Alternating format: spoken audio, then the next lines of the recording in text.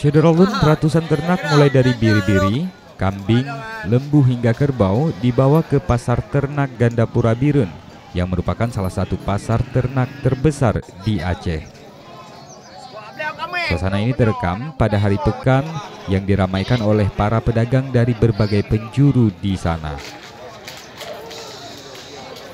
Momen Hari Raya Idul Adha yang disertai ibadah kurban Syederalun menjadi kesempatan bagi para pedagang untuk menjual ternaknya. Sementara untuk harga, terutama untuk jenis kambing, cukup bervariasi sesuai ukuran dan usia, yakni mulai dari Rp2 juta hingga Rp4 juta per ekor.